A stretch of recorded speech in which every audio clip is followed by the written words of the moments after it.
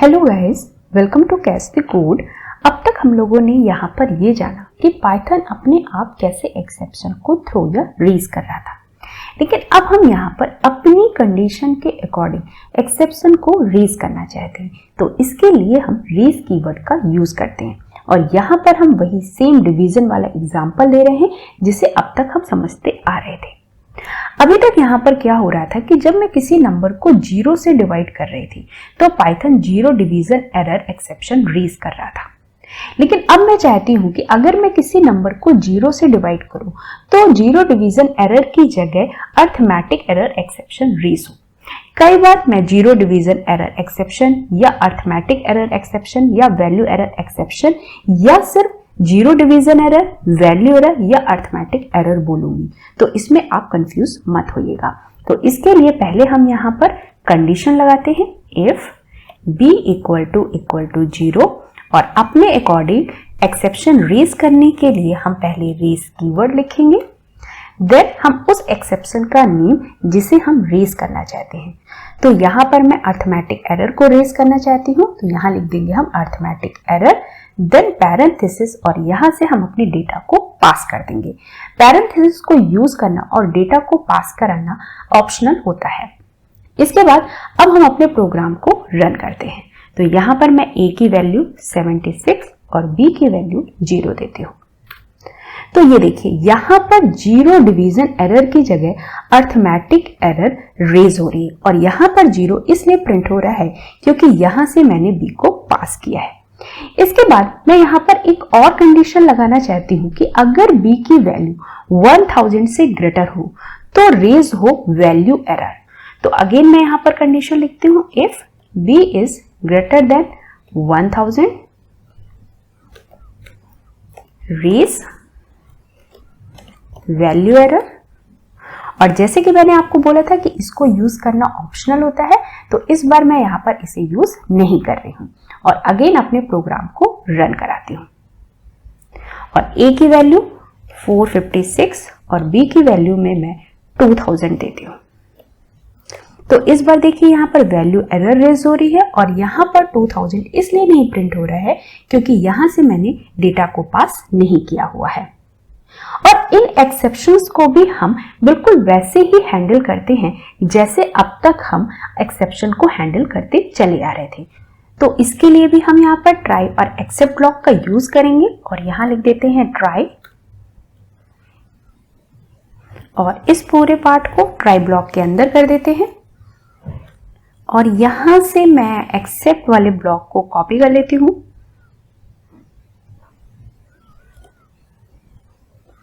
और यहां पर पेस्ट कर देती हूं और यहां पर अर्थमेटिक एरर के लिए भी एक्सेप्ट ब्लॉक क्रिएट कर लेते हैं।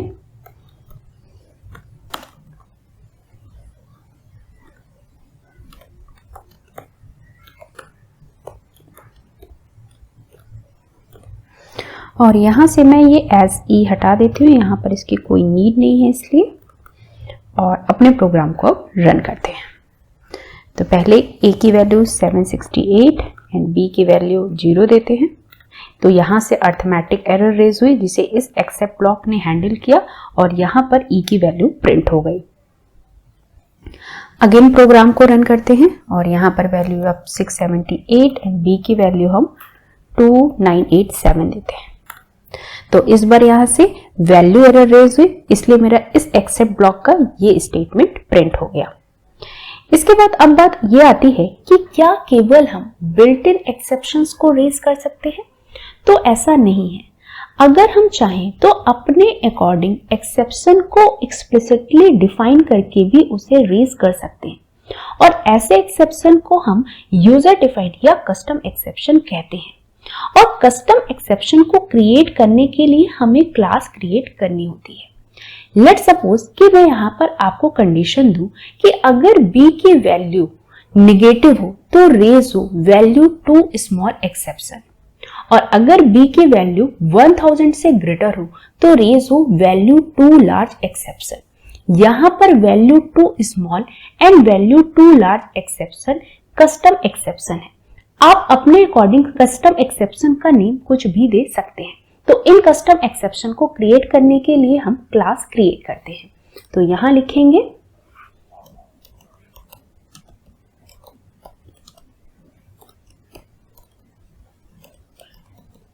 क्लास वैल्यू टू स्मॉल और इस क्लास को इनहेरिट कर लेते हैं एक्सेप्शन क्लास से।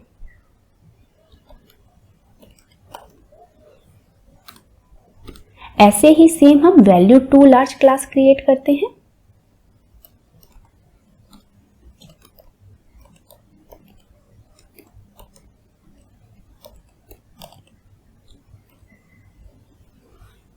और इसे भी इनहेरिट कर लेते हैं एक्सेप्शन क्लास से। अगर आप चाहें तो इस एक्सेप्शन की जगह पर्टिकुलर एक्सेप्शन का नेम भी ले सकते हैं, जैसे कि arithmetic error, value error, name error, जो भी आप चाहें। और अब हम कंडीशन क्रिएट करते हैं। तो यहां लिखेंगे if b is less than 0 तो रेज हो वैल्यू टू स्मॉल एक्सेप्शन। और यहां पर अगर b इज ग्रेटर देन 1000 हो तो रेज हो वैल्यू टू लार्ज एक्सेप्शन। और इन दोनों एक्सेप्शंस को हैंडल करने के लिए एक्सेप्ट ब्लॉक क्रिएट करते हैं। तो यहां से मैं इसको रिमूव कर देती हूं और यहां लिखेंगे except value too large as e और यहां प्रिंट कर देते हैं value of b should be less than 1000। ऐसे ही हम वैल्यू टू स्मॉल एक्सेप्शन को हैंडल करने के लिए एक्सेप्ट ब्लॉक क्रिएट कर लेते हैं।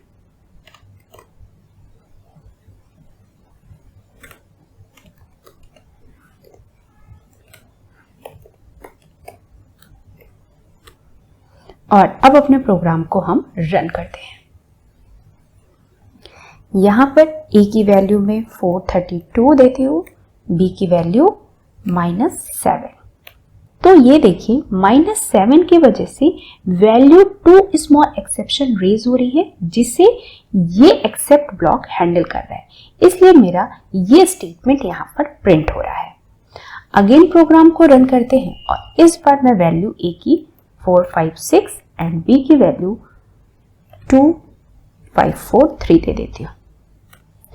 तो इसकी वजह से value too large exception raise हो रही है, जिसे ये एक्सेप्ट ब्लॉक हैंडल कर रहा है।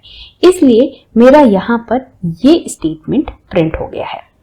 इसके बाद नेक्स्ट पॉइंट ये है कि अगर हम चाहें तो अपनी रिक्वायरमेंट्स के अकॉर्डिंग कस्टम एक्सेप्शंस को कस्टमाइज भी कर सकते हैं। और इसे हम कैसे कस्टमाइज करते हैं ये हम नेक्स्ट वीडियो में एक एक्सरसाइज के थ्रू समझेंगे।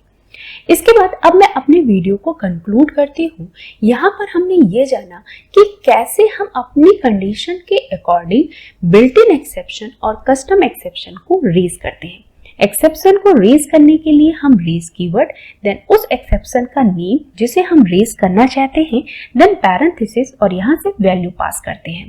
पैरेंथेसिस एंड वैल्यू पास करना ऑप्शनल होता है। कस्टम एक्सेप्शन को क्रिएट करने के लिए क्लास क्रिएट करते हैं और उसे इनहेरिट करते हैं एक्सेप्शन क्लास से। यहाँ पर हम इन क्लासेस का नेम कुछ भी दे सकते हैं। बेसिकली कस्टम एक्सेप्शन का यूज हम अपने कोड की रीडेबिलिटी को इंक्रीज करने के लिए करते हैं। सो गाइस, अगर आपको वीडियो पसंद आया हो तो प्लीज इसे लाइक करें, दोस्तों के साथ ज्यादा से ज्यादा शेयर करें एंड सब्सक्राइब करना ना भूलें। Thanks for watching.